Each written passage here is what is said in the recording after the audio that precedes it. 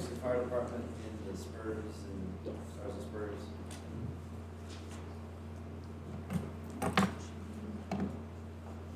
We are on, so you're good. We good? All right, so we will reconvene, and I want to start out, first of all, by, I apologize for not recognizing our new Nelson County Times reporter. So welcome, Emily Barber, correct? So welcome. Thank you for being here. Appreciate it. Congratulations. All right, next up, we have 4th of July event proposal and funding requests. Okay, once again, I'm just going to give a small overview here. We have a special guest, Kenneth Venter, who's the event promoter here. We have Maureen Kelly, Jerry West, and also Jay Bunner of the Livingston Volunteer Fire Department. So all of these folks have been working with Mr. Venter on developing a 3-day family-oriented agricentric event proposal called Stars and Spurs at Oak Ridge. This would take place July 4th through the 6th at Oak Ridge Estate in Arrington. There would be scheduled events throughout each day, as well as continuous activities. And Mr. Venter will go into this in a little more detail. There's going to be a music concert, free fireworks display, hopefully coordinated by the Livingston Volunteer Fire Department. That's pending funding approval that we're seeking today. That would be held on Thursday, the 4th of July. A monster truck show on Friday the 5th, and a professional rodeo on Saturday the 6th. So this event is being planned as a Category 2 temporary event, for which admission is charged and goods sold for an anticipated 5,000 to 7,000 people. The County Code Article 24 would allow 500 to 9,999 under a Category 2 event. These Category 2 temporary events do not require Board of Supervisors approval, but they must comply with Article 24 of the County Code. So the funding requests that you're going to hear today for this event include $10,000 in county event sponsorship and a not-to-exceed amount of $11,000 to be donated to the Livingston Volunteer Fire Department for the free fireworks display. So at the end of the presentation, if the board is amenable to the funding requests, we would ask for a vote by motion second to approve the event funding request as presented, which is the $10,000 for the event sponsorship and up to $11,000 for fireworks. And these funds would come from non-recurring contingency. If this were approved, we would bring back a transfer of funds included in the March FY24 budget amendment, transferring the funds from the non-recurring contingency to an appropriate expenditure line. So without further ado, I will introduce Mr. Kenneth Venter, the brainchild behind this event proposal. Mr. Venter. Ms. McGarry, good afternoon, madam and gentlemen. Excuse the voice. My name is Kenneth Venter, and we are planning Stars and Spurs at Oak Ridge in Virginia as a family-oriented event. The most important thing is to get families together in a fun environment and thus promoting local business in Nelson County. As Ms. McGarry mentioned, it's a 3-day event starting on the 4th of July. The major draw card on the 4th of July is a music concert. Part of the music concert, starting around about 10 o'clock in the morning, is a sound stage where local music artists can come on stage, jam, play their music, get off, someone else can come on and play,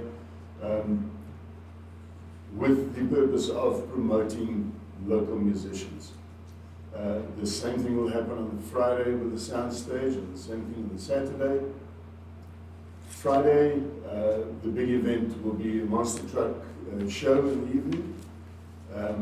During the day, some of the events will include yellow machine, construction machine competition. We're going to have a giant Jenga game where the machines are going to play Jenga. We'll have the FFA, a local chapter of the FFA, with their livestock show on Friday and Saturday. We're also involving H4. And then I had a good meeting with Dr. Hester of the school board, and she is happy to assist us in involving some of the clubs at the schools who will come to the event and display their wares and strut their stuff. The art students, for instance, displaying their art, probably doing art while they're there. There's a color guard at the primary school who might work together with the marching band of the high school during the rodeo and during the monster truck show. So a lot of events, a lot of things happening that is focused on the family. We're going to have food trucks.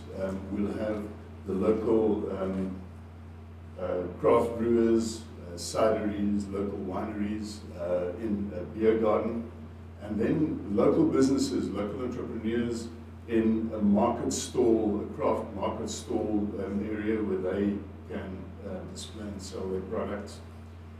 So in short, that's what we're aiming for, that's what we want to do. We want to keep the price of admission as low as possible, so we're looking at $20 per person.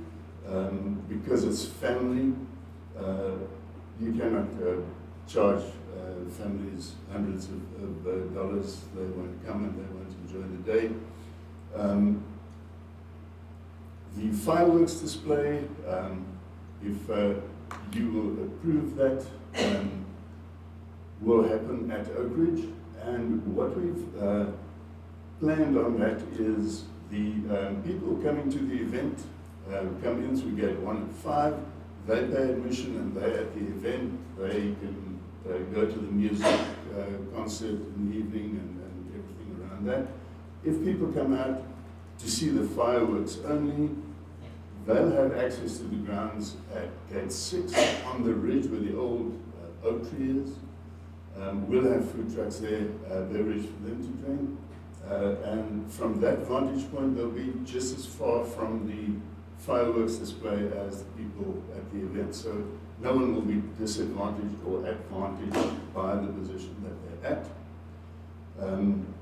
Another important thing that I want to draw your attention to is we have the volunteer firefights, the volunteer fire stations in the county. Chief Curtis Sheets put this forward, and it's a great idea. They're going to have a competition amongst one another,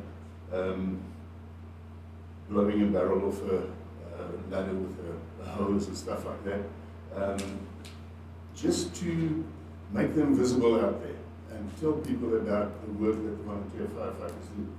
Apart from that, they are also going to put together a children's firefighting program where the kids are going to be able to play with fire hoses, clamber onto fire trucks and stuff like that.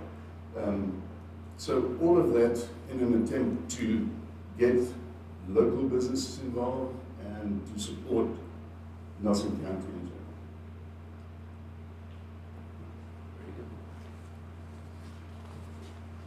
Anybody have questions at this point? I've got some questions. First one is, where do the general admission proceeds go to? It comes to the event organizing company. Okay. So, so ultimately, although this is a promotion of many different things in Nelson County, ultimately, this is an event that's being put on privately. Yes. For private, in hopes that the private company makes some money on it. In hopes, inaugural event, in doubt. Right. So I have one real problem here, Yes. and that is that the change of the event for the fireworks. Of course, in the past, there's been no charge for the fireworks, and you're proposing an opportunity for people to see the fireworks without having to pay for it. But it does fall under the promotion of the event at the same time. And I have I don't know that I have given enough thought to having the county help support the promotion of this at the same time, you know, moving the fireworks from something that was truly community focused to one that is more focused on an event. So that's something that I just have I have conflict in my head about in terms of whether that should be approved or not. You know, the county has been very supportive at helping finance the fireworks in the past, which I've always been in support of. It seems like a $21,000 investment in an event and fireworks doesn't have the same community impact. May I address? Sure. Yeah. Okay, convince me. I think that the most important things to read to understand when we talk about this event is the involvement of the community and the opportunities created for small business, for the youth in the county, and the promotion of the county outside of the county itself. With the rodeo, there's a big purse at the rodeo, and it will bring riders from across the country into Nelson County. We focus on the family, so the cheaper we can make the admission tickets, the more families will be able to accommodate at this event. The more sponsorships we can generate, the cheaper we can get the tickets. The pricing that we have for the food vendors and the market store vendors is way below the normal market price out there. So we're not in this thing to make $1 million and roll in money. We are here to do this event. We're trying to make this an annual event and get the county out there. May I add? I do realize that does muddy the water some.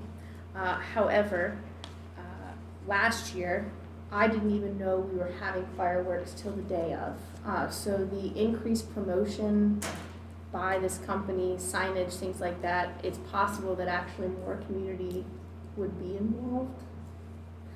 Also, it's going to be in the South District, which just brings me joy. But I have spoken to lots of people 60 plus that have lived here their whole life, and they remember fireworks and Nelson County Days being at Oak Ridge, and kind of got this little twinkle in their eye that we were kind of this nostalgic deal. So just putting that out there, maybe it clears it up a little bit, but I understand where you're coming from. So I have a couple of questions. So I'm trying to figure out your role and the rodeo. Are you contracting the rodeo out to a rodeo company? You're not the rodeo guy. No, I'm not. You're the promoter of the I'm the whole promoter. event, and then there'll be somebody else that's in charge of the Somebody rodeo, and that'll be subbed out. Yes. Okay, I got you.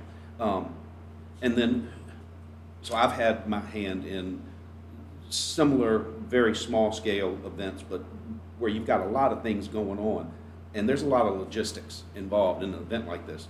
Have you been doing these events similar in other? Is this your first time doing one, or have you have experience putting on events? I've experienced putting it up in South Africa. Okay, and so who will handle things like the logistics of parking?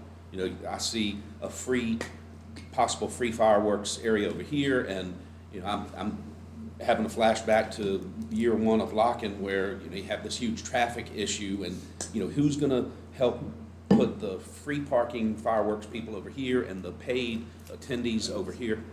Who does that? We're contracting with a security firm that does work for the rodeo company. The rodeo company has a monthly rodeo that they present, and the security company that's involved in managing their parking and the security is the company that will be involved here. Okay. So they will manage that. And you mentioned you've talked to Curtis Sheets about the fire department involvement. what about, have you spoken to the FFA leaders and? Yes, I have. Okay, Yes, and we have buy-in from them as far as Absolutely, they're on board. participating with that. And I don't know if you've given any thought to any type of donation to any local charity or any local organization Yes. that might help tie you into the community as Yes, well. There's a donkey sanctuary that will be part of the event. They'll have a stall there, Adopt a Donkey, and they will have donkey cart rides, so we're going to promote them. And proceeds from the way that we, let me just go back a second, the way that we try and put the sponsorship packages together for this event is to have a specific sponsor focusing on a specific portion of the program. So we will use the donkey sanctuary as a specific part of the program and generate sponsorships to support them. And then obviously with the Adopt a Donkey, they'll have the opportunity of people adopting the donkey at a fee that they normally do. So you'll be soliciting corporate sponsors Yes. for the event, and they'll have banners up and, Yes. yeah. And then that money has the potential to be funneled back into the community, not just into, this, I don't know what your event promoter company is, but not just to your pocket. Good. Yeah. I mean, I like the idea of having something going on leading up to a fireworks display. I just think it's a cool thing to not have to have an event here and then, all right, let's get in our car and go over here and let's watch fireworks somewhere else. I really like the idea of everybody being together as a community and then having, you know, if we're gonna put money into it, I understand what you're saying, I do.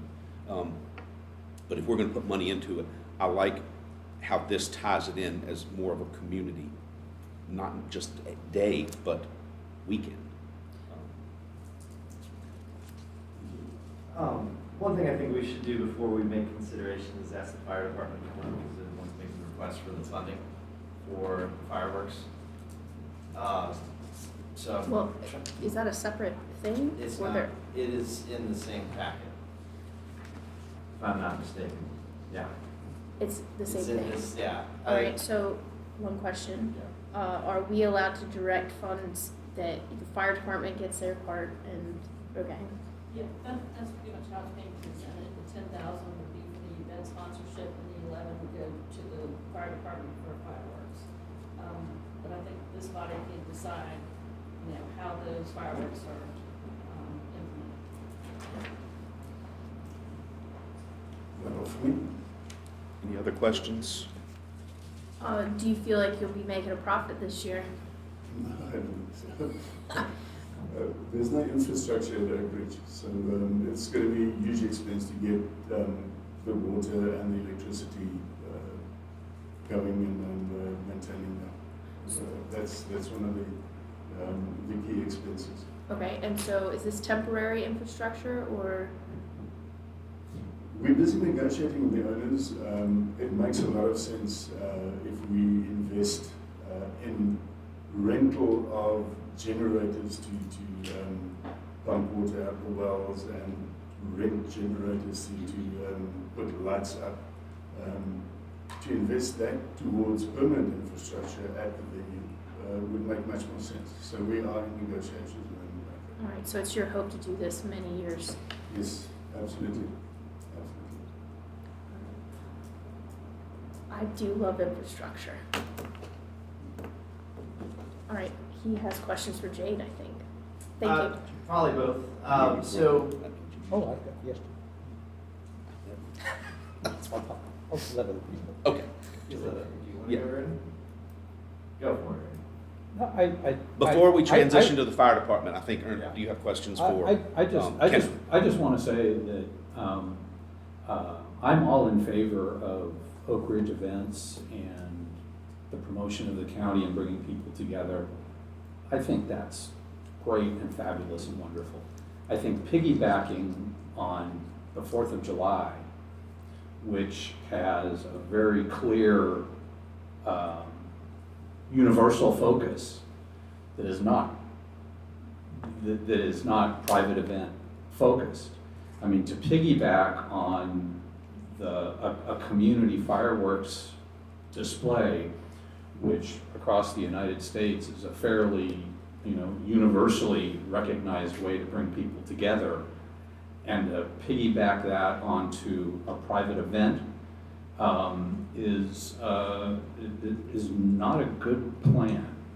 I would like to see those things separate, because I think that there are many people in this county that would not choose to, participate in the type of event that you're saying here. And I think those people should feel as welcome as anybody to be there. Because the thing about, fireworks display on the 4th of July is that it is truly for everybody. But a big event at Oak Ridge is not for everybody, granted. So, and muddying the waters between something which is a national celebration for the independence of our country, and to, use that as a promotion for what you're doing is a poor plan. Understand That's my feeling. In theory, if this money is, let's say, slated for infrastructure for future events, is this going to be a recurring ask for the $10,000 each year? If possible. I get that,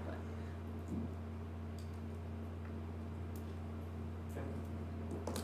Any other questions for Ms. Venter?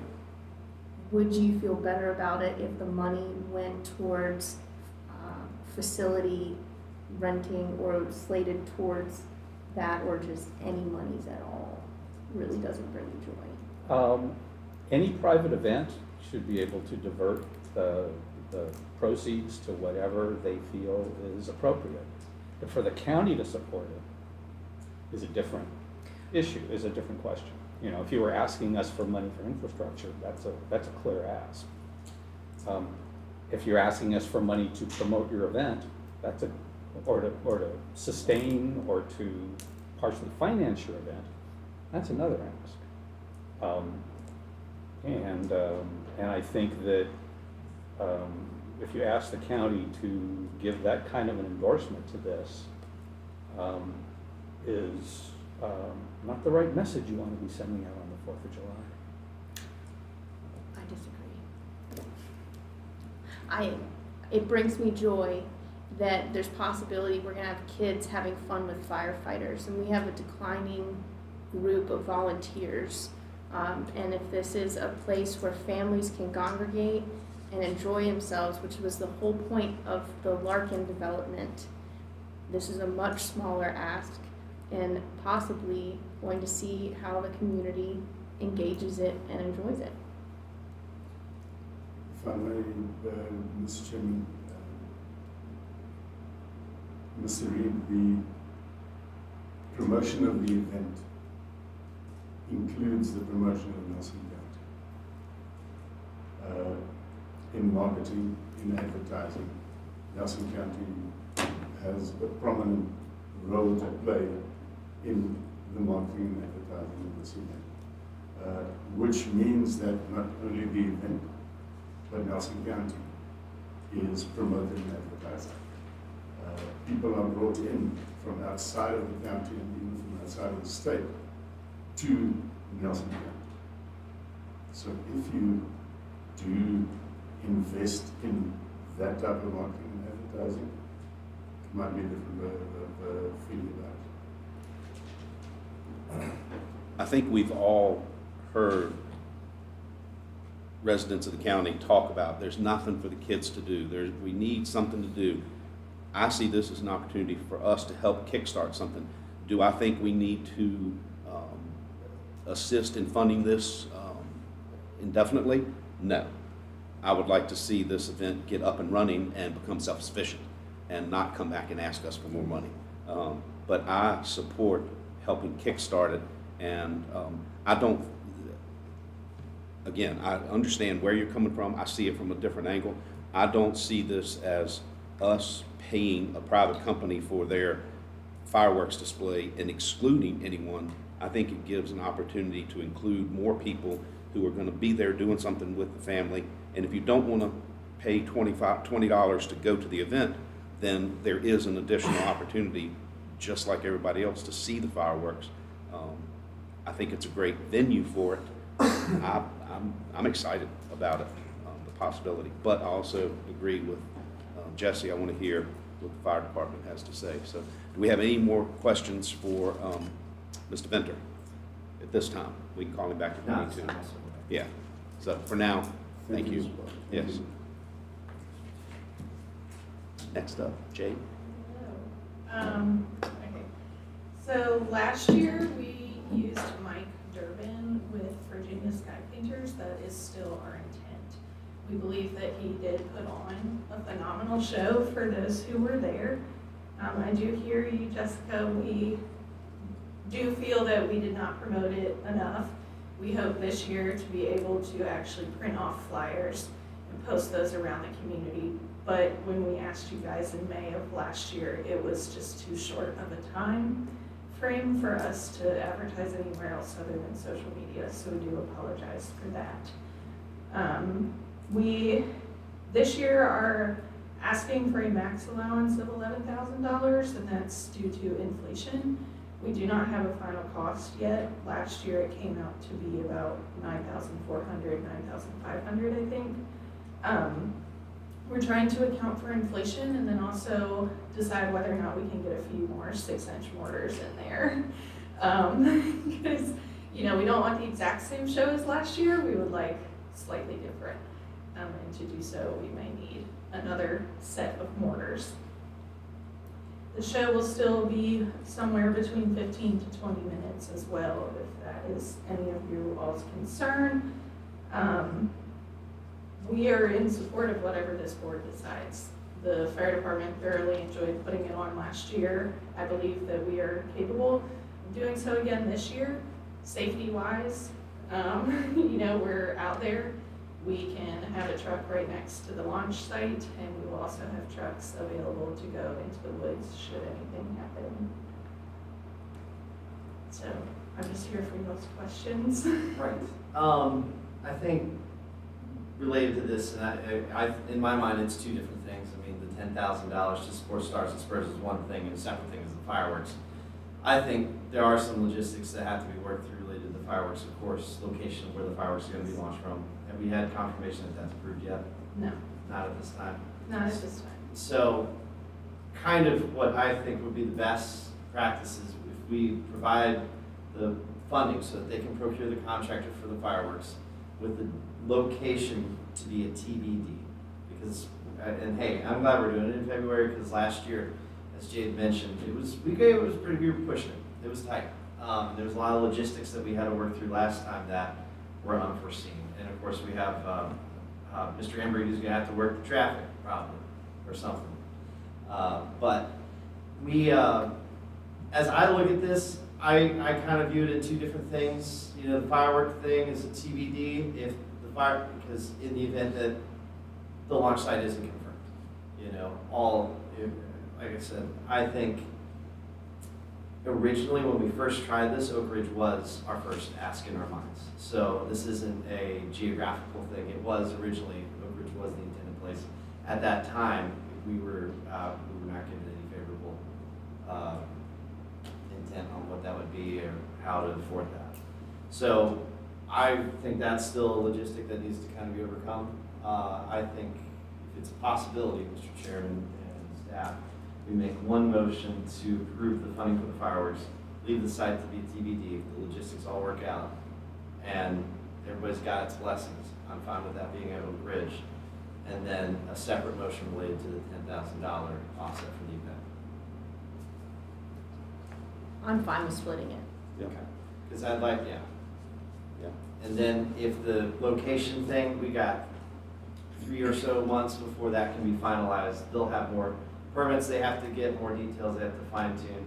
I'm I'm sure VDOT's gonna get involved in the logistics of the in and out. You know, there might come a point where that 7,000, well, it could be 10,000, and then things change and there's new monetary costs to them. They might not wanna bear the burden on it. So, If it is with this event, wouldn't they be incurring the cost? that would be Those the intent, things. and what I'm indicating is if they did not necessarily, give them also the out in the event this does become a popular display. It's all speculative at this time. Yes, right now, our launch site does depend on Infinity Downs approving their role in that. They need to be able to give us permission to launch. The fireworks need to be a certain length from any person or vehicle. So if we're talking about us using Gate 6 area as the free parking lot for Nelsonians who want to attend this event, that kind of shifts our launch site back towards behind the racetrack. I should have brought a map for you, I'm sorry, but behind the racetrack, I believe, is where Infinity Downs starts. So that would be where we need to launch from, safety purpose. So, yeah. Do we need to make a motion to split the two? I mean, we just need two separate motions. Yeah, I'll just make the motion for the fireworks up to $11,000 for, Go to 11 to 5. sounds good. Mr. Chairman, I move that we approve up to $11,000 to Livingston Fire Department for the July fireworks. I'll second that. We have a motion and a second. Any discussion? Hearing none, we'll have a roll call vote. Mr. Rutherford? Yes. Mr. Harvey? Yes. Mr. Reed? No. Dr. Lee? Yes. Mr. Parker? Yes. That's the most anti-American thing I've ever heard. All right. All right, so now, moving back to Stars and Spurs. It's a pleasure of the board. So one quick question for I almost said applicant, this is not a special use permit. Mr. Benson? Mr. Fenter. So obviously we're gonna, if this motion passes, contributing it to, what is the time frame of you wanting to receive that money? Would you like this 3 on months in advance of the event.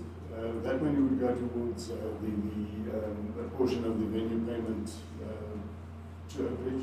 So, are you opposed to doing this, as Dr. Lee indicated, in a form of a reimbursement? not opposed Well, no. to that.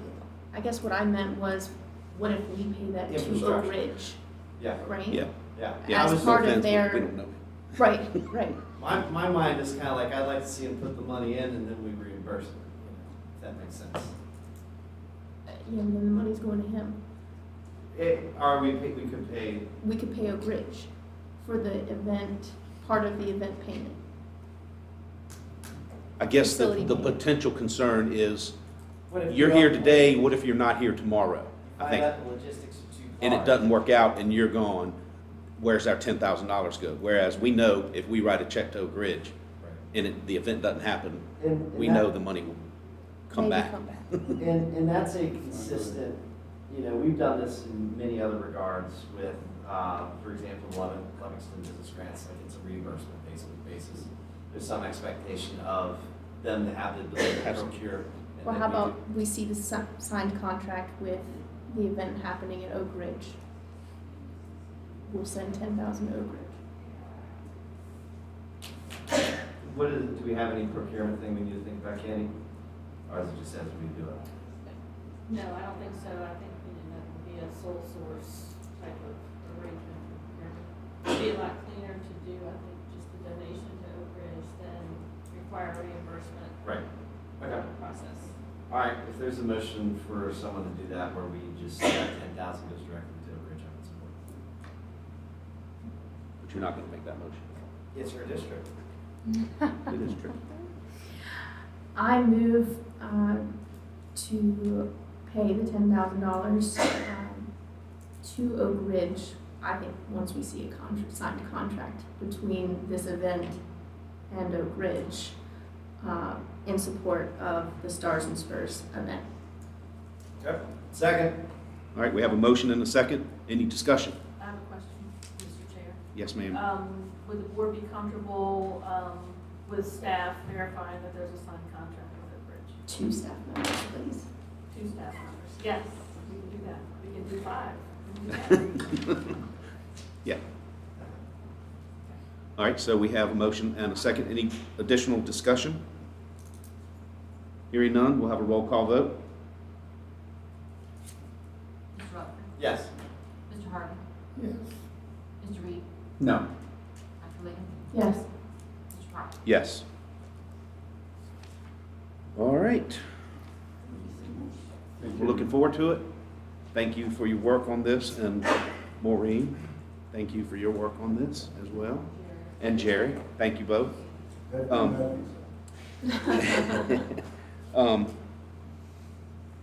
Is that it on that? We're good? Yes, thank you so Okay. much. Yes, ma'am. All right, moving on to the Sheriff's Department vehicle funding request. I'm not going to say much about this to start off. I think Sheriff Embry is going to outline his request, and then at the end, I can run through the proposed funding for the request and how that can work within our budgetary means. So with that, Sheriff Embry. Thank you, Ms. McGarry. Good afternoon, Mr. Chair, members of the board. It's good to be with you today. As Ms. McGarry indicated, I'm before you today requesting additional vehicles to our fleet. This request comes independent of any budgetary requests that I've already previously submitted for fiscal year 24-25. What I'm specifically asked, well, let me give you a background of where we're at. Effective when I took office myself and my administration on January 1 of this year, the Nelson County Sheriff's Office in the County of Nelson presently owns 2 canine assets. Our department has 4 total in usage. 2 of those 4 are actually owned by the county. How we came to this, we have 2 dogs. Dog 1 is identified as Canine Bane. Canine Bane was utilized during the previous administration before I took office. Canine Bane's handler had left the sheriff's office back in December, vacating that position. And when that happened, Canine Bane went to the Nelson County Animal Shelter, which is where he presently resides now. The second asset that the county owns is identified as Canine Zombie. Canine Zombie came back to the sheriff's office effective January 1 upon the appointment of a deputy that I appointed, identified as Deputy Johnson. He's the handler for Canine Zombie. So at this particular point, Canine Zombie and Dylan are assigned to 1 patrol vehicle that is allotted and dressed out in full canine attire. That vehicle, and you should have a list of the fleet on additional attachments, which I provided. The only canine vehicle that, yes ma'am, with Dr. Lincoln, I believe it's in your packet. The only vehicle that we currently have allotted for canine that is equipped with canine equipment is a Chevrolet Tahoe. That vehicle, currently, I believe in your packet, I have assessed $139,000. That certainly has gone up and accrued higher mileage since the submission of that document. That document was back in mid-January, prior to this request, as I was getting my fleet together, trying to assess the situation that we presently have. Canine Bane presently resides at the animal shelter. The reason for that, we're in the process right now of selecting a second canine handler. We have 2 candidates in mind that are both working with him on a daily basis. We hope to have that selection narrowed down to the right fit for Canine Bane no later than March 1st, at which point in time we'll be able to secure him a home with the best suitor, if you will, of what those 2 candidates, and again, we'll make that selection here in the next week or so. With that said, the vehicle that I currently identified, high mileage, it's experiencing lots of maintenance issues, overheating, transmission issues. It's beyond its lifespan. My intention, I have been in contact with Sheriff Ayers of Amherst County. Sheriff Ayers and I had discussed, he currently has 2 vehicles owned by the County of Amherst that are fully equipped for canine. These vehicles are identified as 2023 model Dodge Durangos. They're low mileage. One is right at 9,000 miles. The other one is at 23,000 miles. Myself and several other members of my command staff have gone to Amherst. We've looked at them. They're extremely nice vehicles. They are fully equipped for canine purposes, and they'll absolutely handle the needs that our agency requires immediately. So it is my intention to purchase both of these vehicles, as we have the need to provide transportation services for both of these handlers and both of these dogs.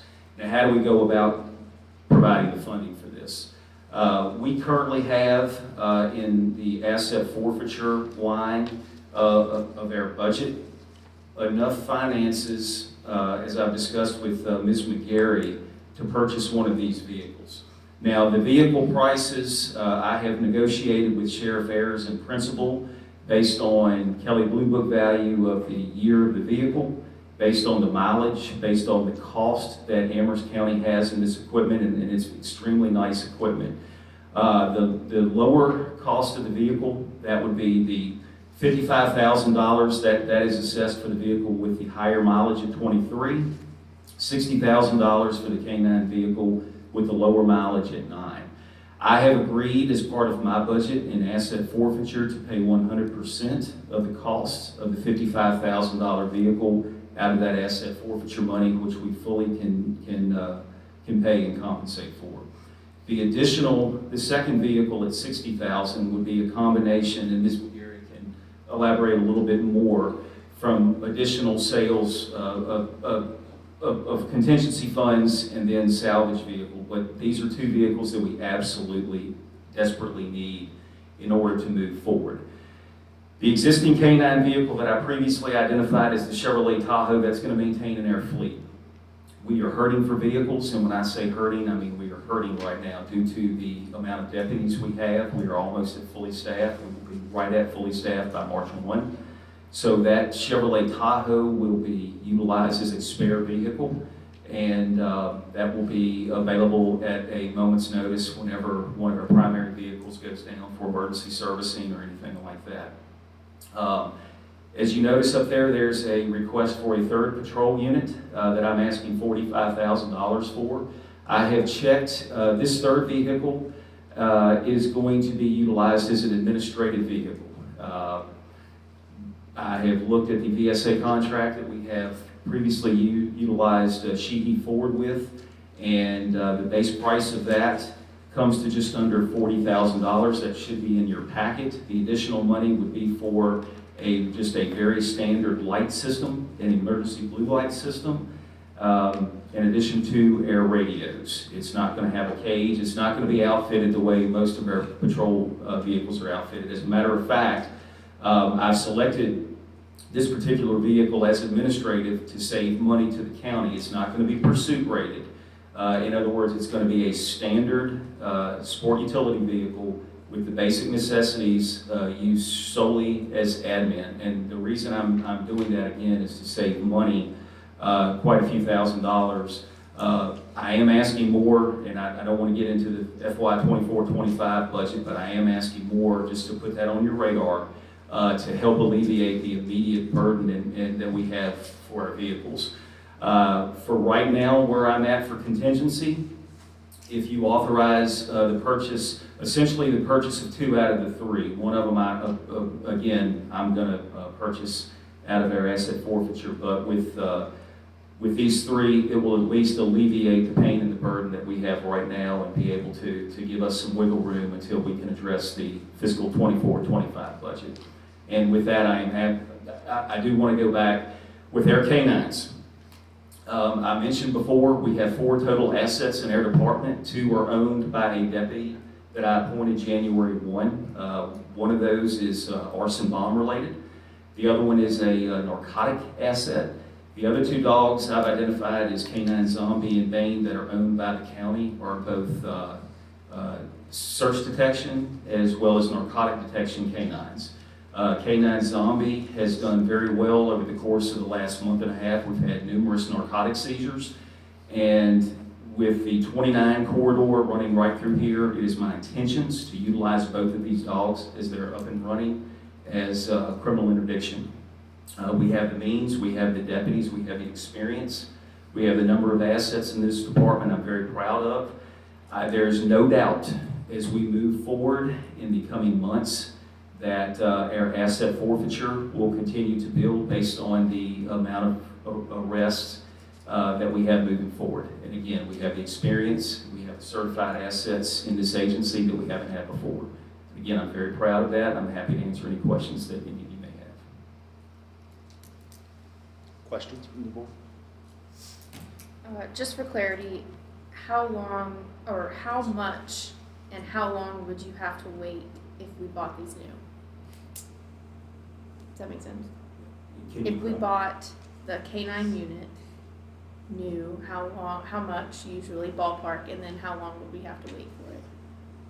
So there should be in your packet what Amherst County, if it's not, I know I may have it here with me, of what Amherst County paid for their 2023 Durangos and what they had fully invested in them. Yeah, we've got the Okay, invoices. that would be, of course, that's a 2023 package, but I would assume the cost would be very similar in nature. That's fully outfitted. No, that's the invoice of what they would be charging us. That's not what they would, yeah, no, I'm sorry. I don't think that's answering your question. Right, I would expect it would take at least a year to get Yeah. a new vehicle and then get it equipped at least. I think the supply chain issues are starting to ease up for new vehicles. But we, just in the last fiscal year, we waited 2 years for 2 maintenance trucks. So, and similarly with sheriff's vehicles as well. But I think dealers are starting to have more stock on the lots right now, so they are a little bit easier to get, but these are specialized vehicles with specialized equipment, so I think it would take longer than a regular vehicle. And it would, and respectfully, the need is now. I can't emphasize that enough. It's now. I don't, the K-9 Bain, I know our animal control officers and the 2 deputy candidates are out with him every day, getting him out to get exercise. I really want to sign him with a K-9 handler that's good for both for the animal and just for the utilization of that service. Can somebody clarify under the, under this summary here, which is that, yeah, that. Sure. In number 2, recommended action, what's the 105 at the end? It's the 60 and the 45 together. But what you're asking us for is $30,990, the Right, transfer from that would be- non-recurring. right. That's the ask. Right, but once everything's transferred to the sheriff's vehicle line, that balance available will be 105. Yeah. Right, and I can run through this if you'd like. Do it. Do it, okay. So at the top, we have the vehicle costs. We have the first K-9 unit, the 23,000 mile unit at 55,000, the 9,000 mile unit for 60,000, and then the additional patrol unit at 45,000 for a total cost of 160,000. So our proposed funding strategy is, as Sheriff Embry noted, he would use 55,000 from his already budgeted Sheriff's Department asset forfeiture funds. $43,146 remains in the budgeted sheriff's vehicle funding line right now, so that's available funding. $30,864 would be appropriated from the sale of some salvage vehicles that the county has done during the year, but we've never appropriated that revenue for use within the budget. And then the $30,990 is the remaining amount needed that would come from non-recurring contingency and equal the 160,000 in total cost.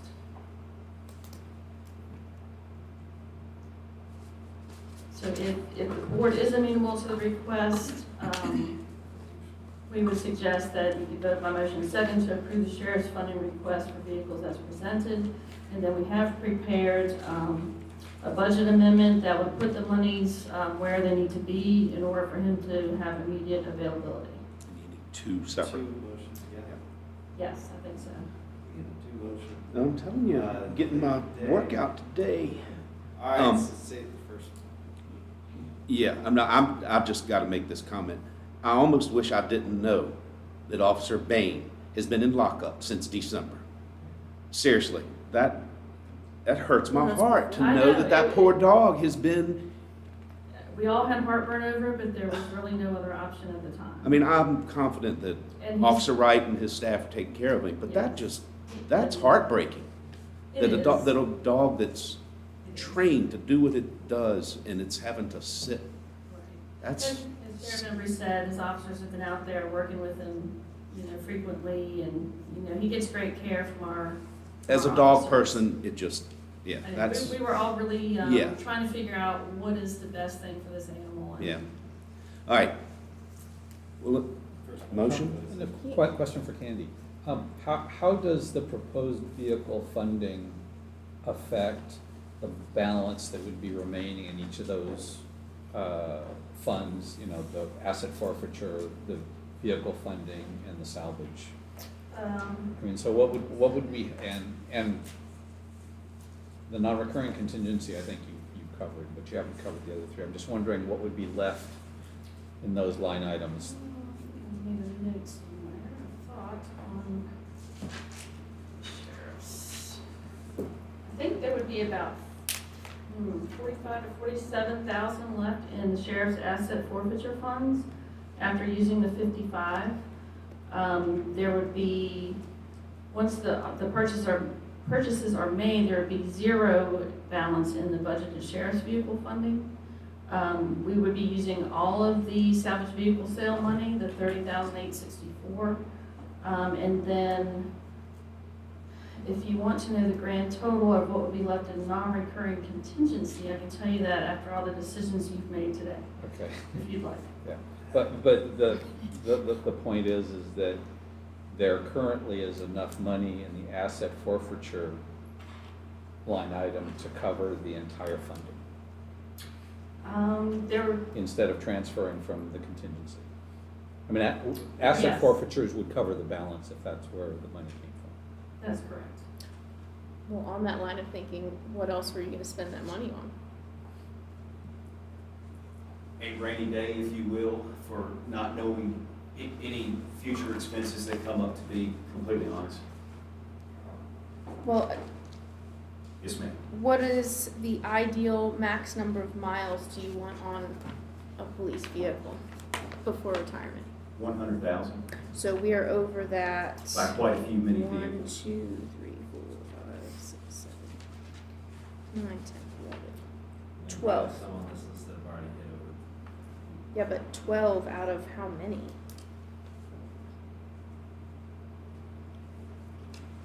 So we currently, air staffing includes 27 sworn patrol deputies.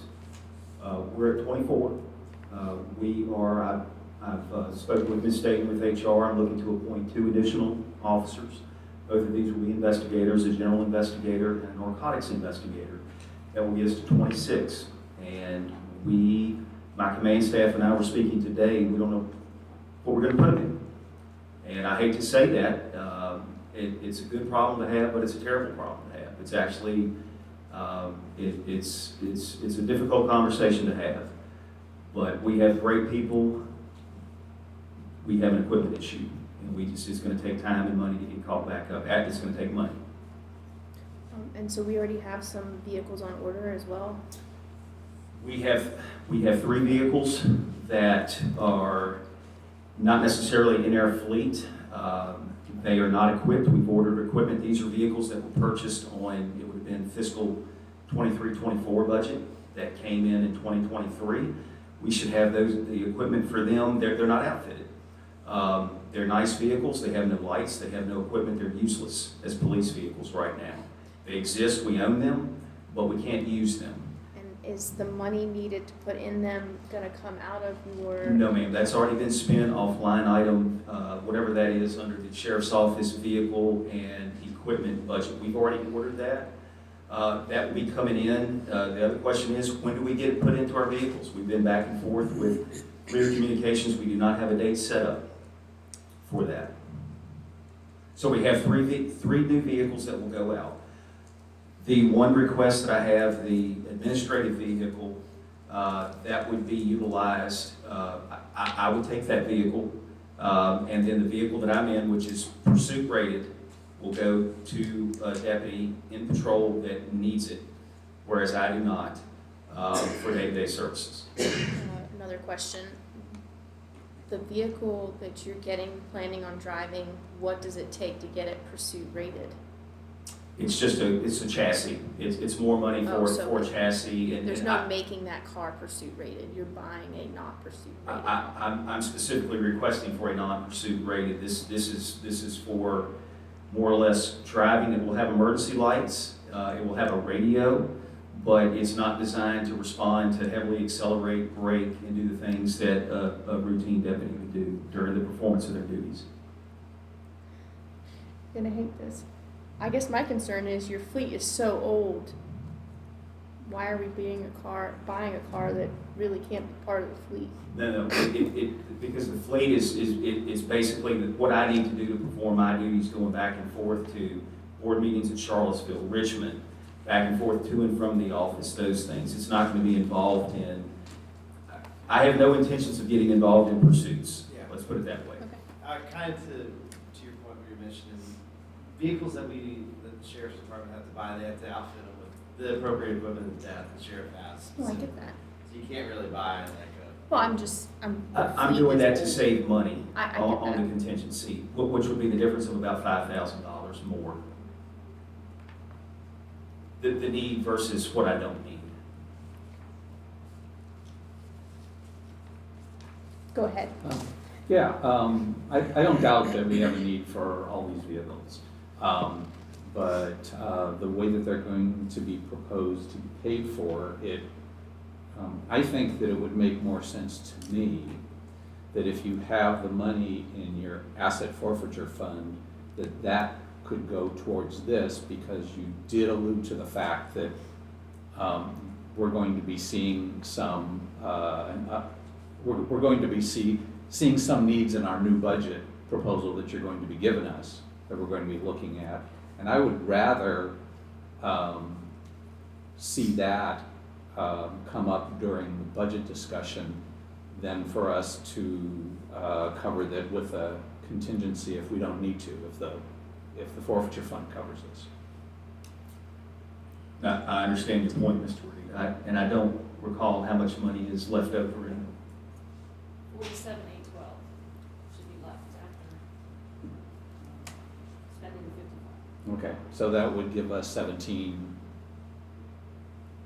or so remaining, which is, not an insignificant rainy day fund. And if there's more money that's needed, you could ask us for us during the budget time when we're looking at how it lines up with all the other needs we have in the county.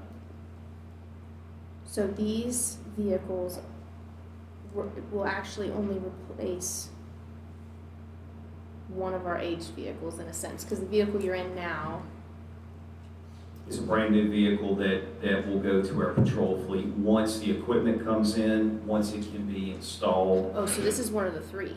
Yes. You're driving currently is one of the three. Okay, so what I see is that we're gonna have a need for 9 more vehicles next, or real soon, really. I would love to have them. I didn't request that many. I would- We're about to start talking budgets. Yes, ma'am. All right.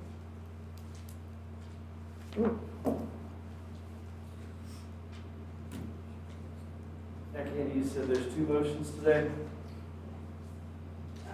You want us to?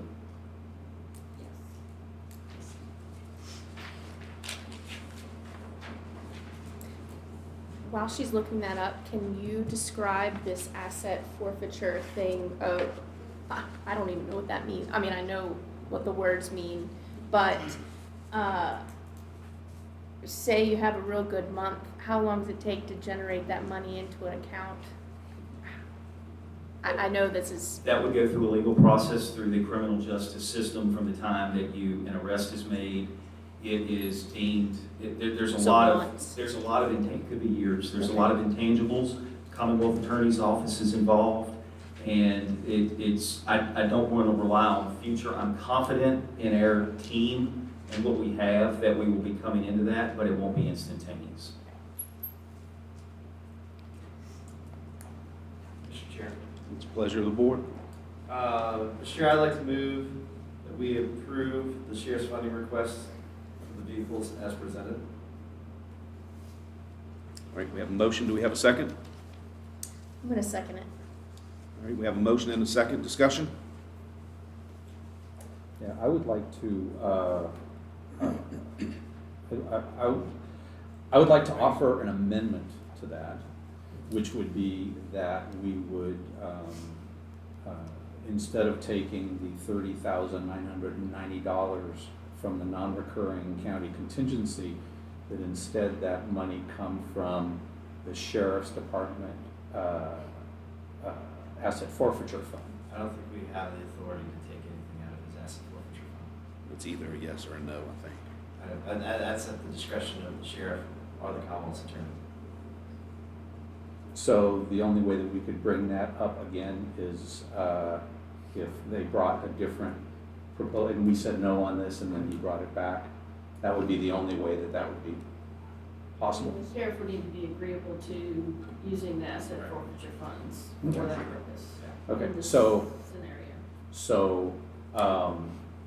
so the question is, am I able to offer this amendment? No, not for us. We can't touch the So if asset we, forfeiture fund. so if that was the will of the board, which I don't know that it would be, but if it was the will of the board, we would then deny this. Right.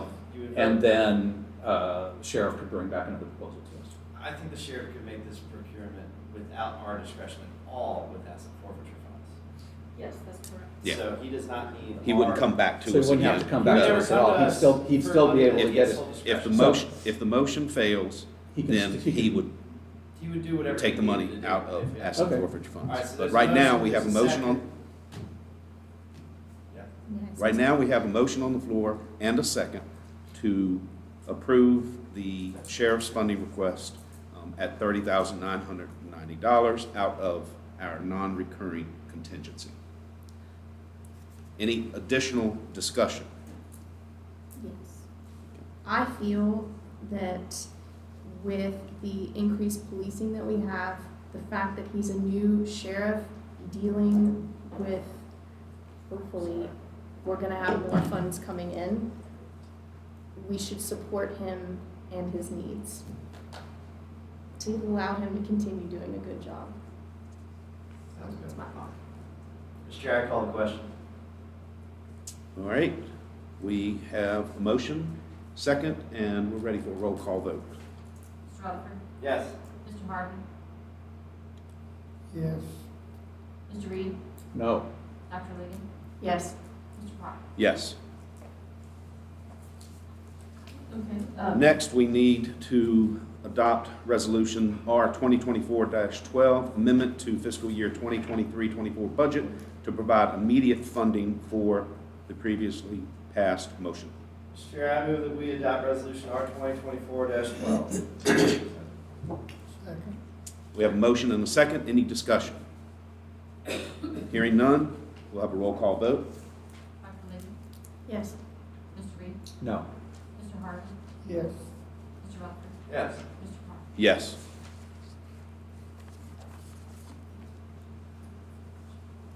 We go pet Bane.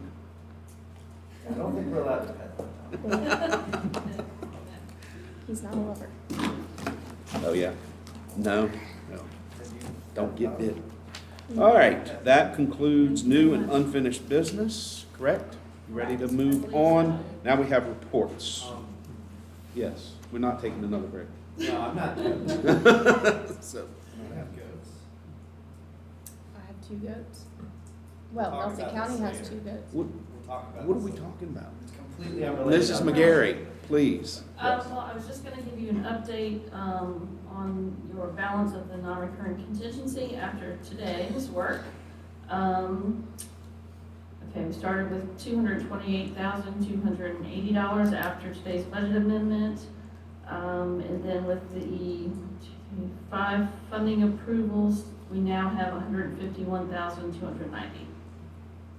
Non-recurring contingency. And I believe there's still $500,000 in our recurring contingency.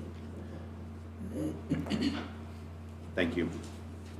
All right, next we have County Administrator's Report. You again. Here again. All right, our first item is the comprehensive plan status of our project website, www.nelson2042.com. As you all know, the Planning Commission held its public hearing on January 31st.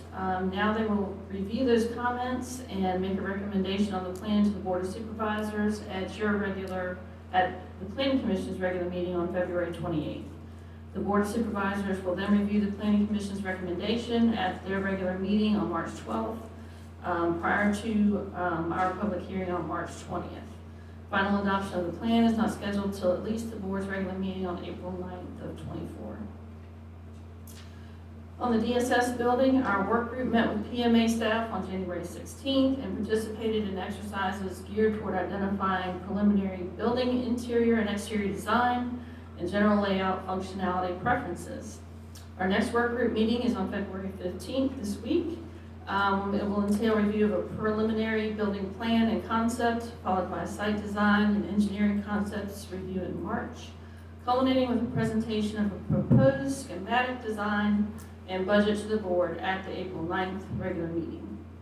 The next phase will entail working on building interior and exterior design and furniture. The FY24-25 budget for schools and General Assembly action. The school division has prepared their budget based upon the governor's introduced biennium budget, incorporating a higher local composite index of 0.6645. This is up from 0.5888 and an expected student enrollment of 1,430 students. The current proposed budget shortfall is considered worst case at approximately $2.4 million. The school board had a public hearing on this budget last week on February 8th. And draft budget documents have been provided to the board by email. So the governor's budget is considered a worst case scenario and does not include any grocery or re-benchmarking hold harmless funds or all-in per pupil funding, which may be restored in proposed Senate and House budget bills. Those are currently being developed and hashed out in General Assembly. Should these items be included in the final state budget, state funding to localities would increase, which would lessen the local impact of the governor's budget, partially reducing the shortfall amount. In FY23-24, these hold harmless items amounted to about $943,000. So while it won't eliminate the whole shortfall, it will certainly lessen it a bit. Your report contains some key upcoming school division budget calendar dates and then upcoming General Assembly dates. I didn't include the county's calendar here, but we are still working towards a budget introduction of the general fund budget at the March regular board meeting. We have an update on the Route 151 corridor study. VDOT's online public survey on the updated plan concluded January 2nd, and the results document has been posted on the county's website under news and announcements. Rick Youngblood is scheduled to report to the board at the March 12th board meeting with the goal of getting the board's input on projects for the next round of smart scale pre-applications. Next steps include refining project alternatives, selecting projects to advance for smart scale applications, and producing detailed concept sketches and estimates, and then finalizing that study report.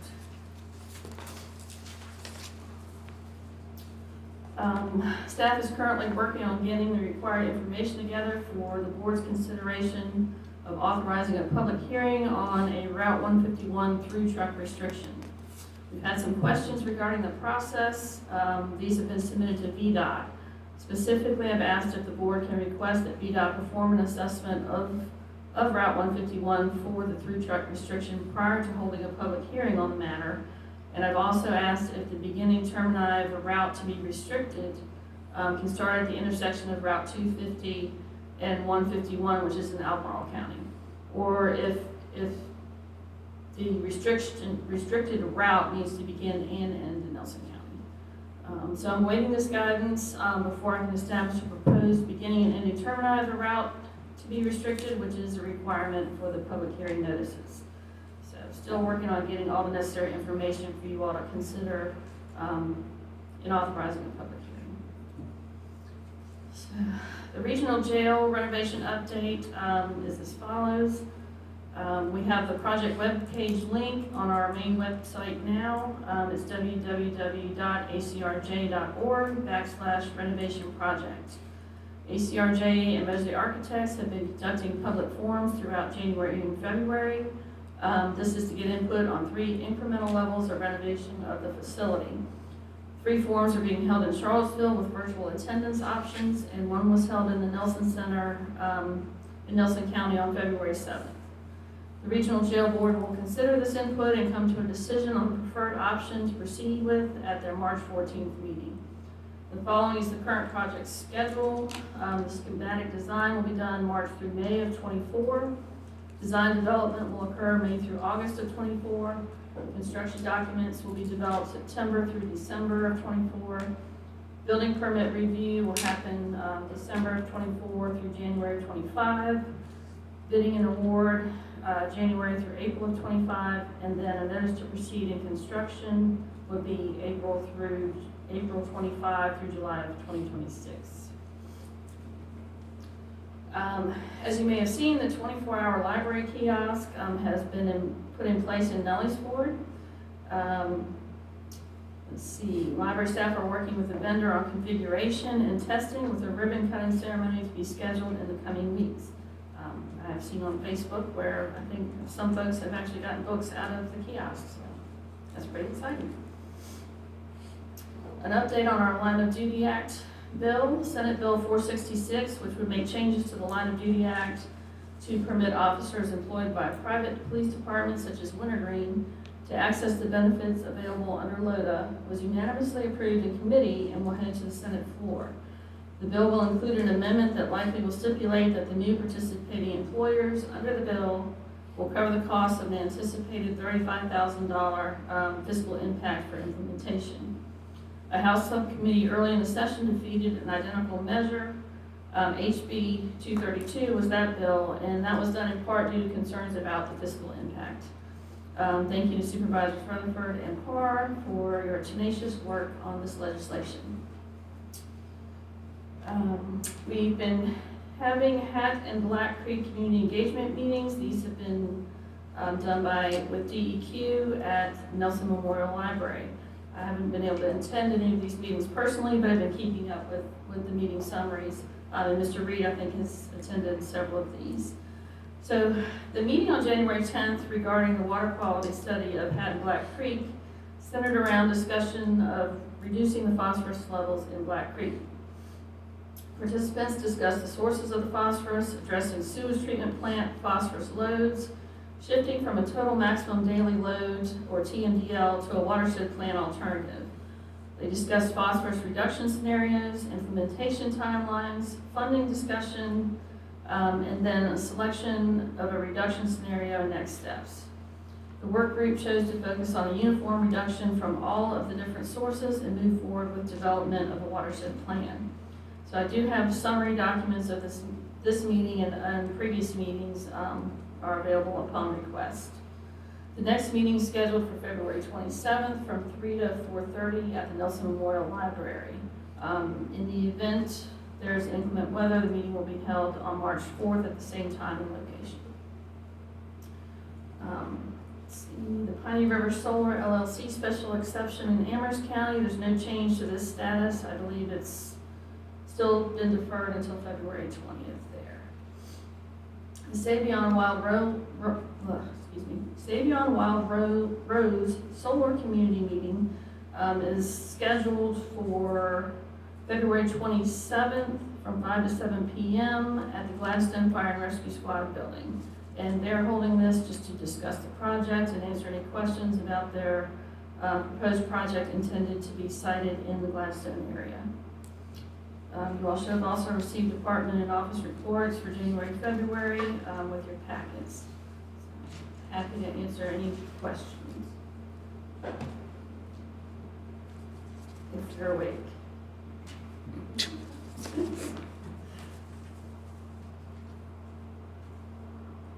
Anybody have any questions for Ms. McGarry? Thank you. All right, next up, we have board reports. Mr. Rutherford. Had a PDC meeting, didn't really have too much to go on that agenda. Sandy Shackelford, I think we learned, what is her departure, Mr. Reed, do you remember? Soon. Imminent, yeah, she'll be transitioning. She's got a job gonna work for Vita. Yes, right, okay, so she's still in the same. Looking at line of duty benefits, because I feel like that's monopolized a lot of energy and time, and it's been really intriguing to watch this get maneuvered through the House and the Senate.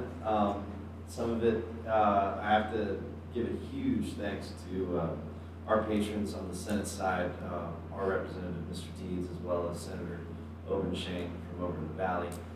They maneuvered the line of duty benefits eloquently, and I think that's putting it about right, because you watched a Republican come present a bill and the Dems are like, oh, let's deny it, and immediately Creed's like, wait a second, let's be human today and let's actually talk about it. And he maneuvered it and got out of subcommittee, which then passed in the full committee unanimously, which passed its third reading on the 8th out of the Senate unanimously. So that was a huge deal and a very big win. Going back to its next steps, we're presuming that this will go back to the original subcommittee in the House of Public Safety, of which the bill got its fate from those members there. So we're being proactive. There's a lot of individuals across the county, and our fellow county representatives are outreaching to those specific delegates with the assumption that it's going to make it to that subcommittee. You know, at the House side, we even omitted even further fiscal impacts. There was essentially a production of the act for the private police department. There's an assumption it would be like $35,000. Private police departments volunteered essentially that, hey, we'll figure out those costs collectively between ourselves. So there's even less impact at this time. Kind of looking at what the future is going to be and how it gets out of the House, you know, remains to be seen. And we advocate that everybody email those respective members there, and hopefully we can not have to do this again, is our hope. So beyond that, we had the chairman's retreat, learned a little bit there. It was good to see you guys. Good to have you attend, Jessica. Thank you for that. And I had to leave early for some work obligations on Saturday, unfortunately, but I heard the speech that y'all got from the that one speaker was really good. So That's fantastic. I'll be interested in hearing the 3 different types of you guys. So, other than that, Ernie, I don't know what I'm missing. Very good. Anything from you, Paul? Mr. Reed? The only thing I have is that I sat down with Christine Jacobs at TJPDC. She used to run a land bank. And we sat down and talked pretty extensively about,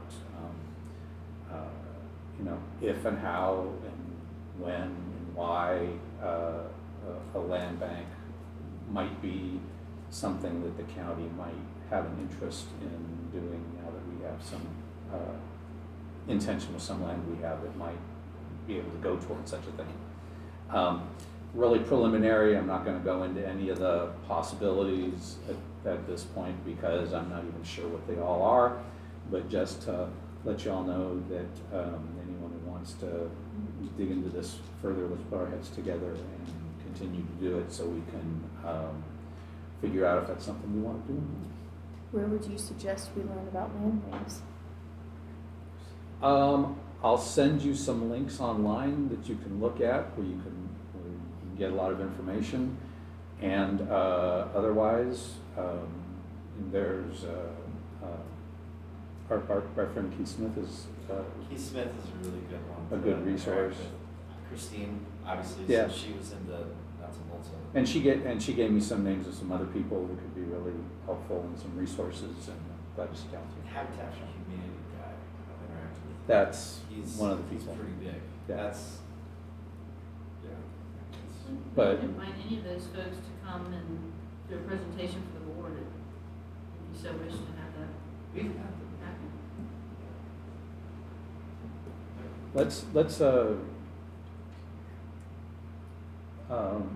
I'm thinking it might be good to do a little bit of work in the community to see if, just to see what the intentions are in some places before we do that. But I think that would be a great idea, but in the meantime, just trying to get ourselves up to speed. Very good. Anything else? No. Dr. Lee? I have nothing. Nothing. Emergency Services Council didn't meet this time, but I'll echo what Mr. Rutherford said. It was good to have three of us attend the new board sessions and learned a lot. And yeah, Saturday morning's speaker was fantastic. We could have listened to him for hours. But anyway, next we have appointments.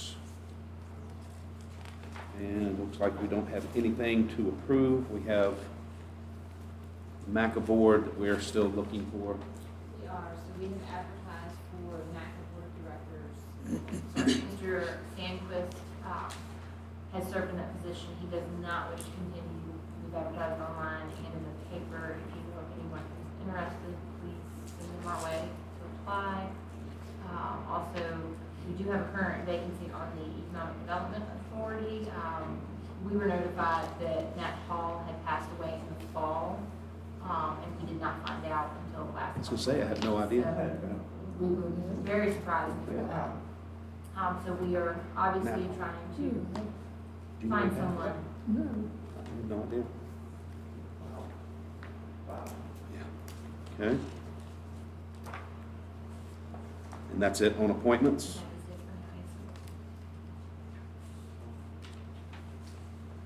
He was in Roseland, he lived in Roseland. I mean, I feel like we should We got sent him. acknowledge He'd been there for a that. while.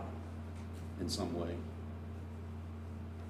All right, any correspondence? Anybody have any correspondence to share? That's tonight. Got interesting, a lot of interactions with not solar entities, but those who are referencing the change in legislation that is happening in the House. I've had multiple outreach, just for input. And so that has been, I don't know what the status is of that bill. I assume it's dead because I haven't heard anything further about it.